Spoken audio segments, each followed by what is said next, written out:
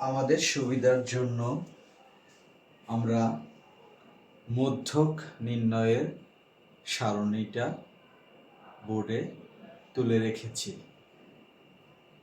নিচের সারণী থেকে মধ্যক নির্ণয় করতে মধ্যক নির্ণয়ের জন্য প্রয়োজনীয় সারণী নিচে দেওয়া হল। শ্রেণীব্যাপ্তি, গণসংখ্যা, এই দুইটাই প্রশ্নে উল্লেখ থাকবে।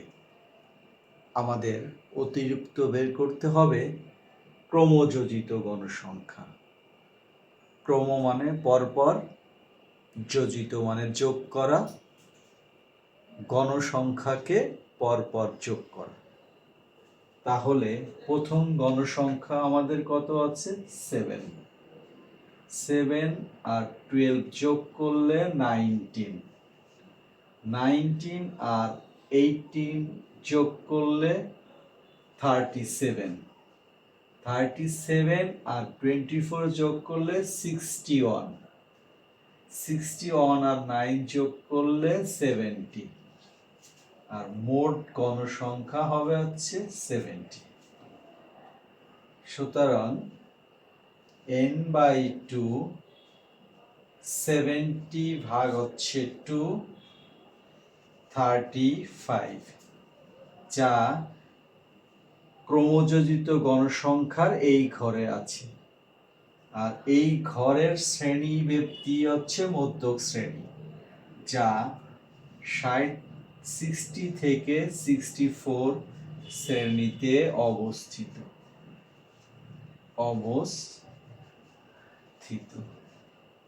সুতরাং মধ্যক শ্রেণী 60 থেকে 64। এখন আমরা মধ্যক নির্ণয়ের সূত্র তো আগের ক্লাসে শিখেছি। মধ্যক L plus n/2 minus FC গুণ H বাই হচ্ছে FM। সাইডে আমরা মধ্যক নির্ণয়ের সূত্রে যে চলক ছিল সে চলকগুলোর বর্ণনা দিয়ে দেব। এখানে এলটা হচ্ছে মধ্যক শ্রেণীর নিম্ন সীমা 60। n ডিভাইডেড বাই হচ্ছে 2, 35 পেয়েছি। এফসি হচ্ছে মধ্যক যে শ্রেণীতে অবস্থিত। মধ্যক ছিল আছে 60 থেকে 64 শ্রেণীতে, তার আগের শ্রেণীর ক্রমযোজিত গণসংখ্যা হচ্ছে এফসি 19। এইচ শ্রেণী ব্যবধান হচ্ছে 50 থেকে 54, 5। এফএম হচ্ছে মধ্যক যে শ্রেণীতে আছে তার গণসংখ্যা, FM 18। এই মানগুলো আমরা এখানে বসাই দিব। 60 প্লাস 35 মাইনাস 19, 5 ভাগ হচ্ছে 18।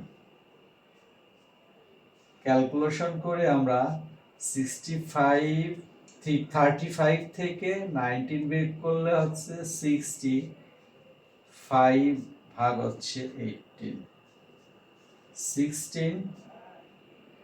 60 প্লাস 5 80 ভাগ হচ্ছে 18। 60 প্লাস 4.44 সমান 64.44। এটি হচ্ছে আমাদের মধ্যক।